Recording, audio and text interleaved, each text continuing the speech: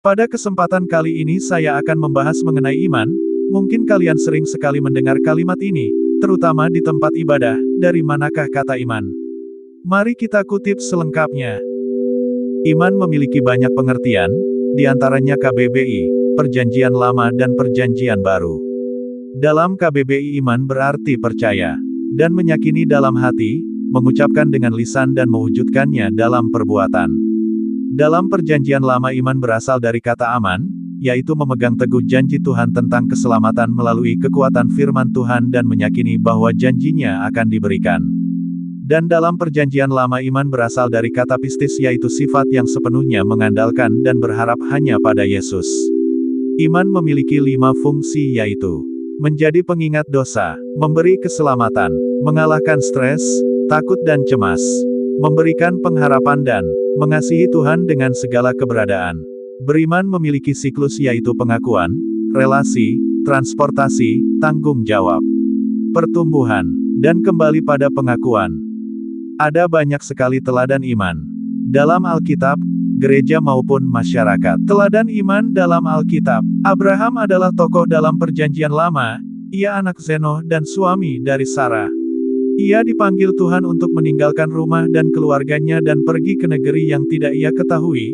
Ia tidak mempertanyakan atau bersungut-sungut. Ia percaya dan taat pada Tuhan akan memberikan rencana terbaik.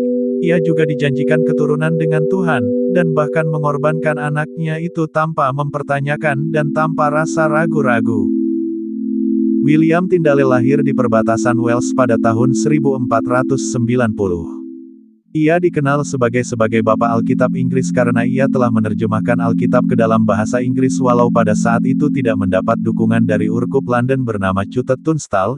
Ia digerebek di percetakan dan berhasil melarikan diri membawa halaman terjemahan itu, tetapi pada tahun 1535 ia dikhianati oleh orang senegaranya di Antwerpen dan ditangkap.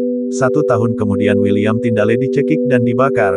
Kata terakhirnya adalah, Tuhan bukanlah mata Raja Inggris, dan beberapa tahun setelah itu atas desakan Thomas Cranmer, Raja Henry ke-8 mengizinkan penerbitan Alkitab terjemahan Inggris sejak tahun 1535.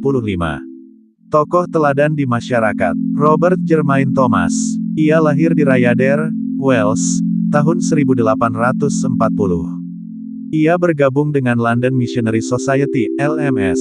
Pertama kali dikirim ke China sebagai misionaris pada tahun 1863, saat perang dan kekacauan sedang terjadi. Saat berada di China, Thomas bertemu orang-orang Korea yang tinggal di sana. Ia mengetahui bahwa membawa Alkitab ke Korea merupakan tindakan berisiko tinggi dan dilarang. Ia berani pergi walau ia tahu risikonya bisa mengancam nyawanya, dan dengan iman ia menghadapi risiko demi membawa kabar keselamatan. Tahun 1866, ia ikut dalam kapal dagang Amerika General Sherman, yang menuju Korea untuk berdagang. Situasi memanas karena kapal tersebut dianggap melanggar batas wilayah. Pertempuran terjadi, kapal dibakar oleh pasukan Korea. Saat kapal terbakar, Thomas hanya menyelamatkan Alkitabnya, dan menunjukkan kesetiaannya sampai titik terakhir hidup. Melompat ke Sungai Taedong, dan menyerahkan Alkitab kepada orang-orang yang berada di tepi sungai. Ia ditangkap dan dibunuh di tepi sungai itu wafat pada usia 26 tahun. Banyak orang Korea menyebut Thomas sebagai martir pembawa firman pertama bagi bangsa mereka. Dari ketiga tokoh ini kita diajarkan taat meskipun tidak mengetahui pasti rencana-rencana Tuhan. Abraham pergi dari negerinya tanpa tahu tujuannya. Robert pergi ke Korea walau ia tahu bahayanya. Tyndale menerjemahkan Alkitab meski tahu hidupnya terancam.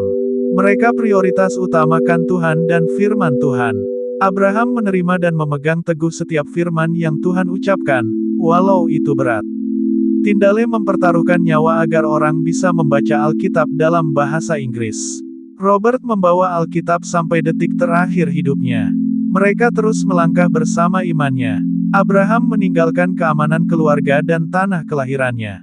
Tyndale meninggalkan negaranya, hidup dalam pelarian demi Injil. Robert meninggalkan zona aman untuk bangsa yang menolak Alkitab. Mereka meninggalkan zona aman dan nyaman mereka untuk menjalankan firman Tuhan. Abraham siap mempersembahkan Ishak karena percaya Allah akan bertindak. Tindale berani menentang otoritas yang melarang penerjemahan Alkitab. Dan Robert tetap membagikan Alkitab di tengah bahaya Korea.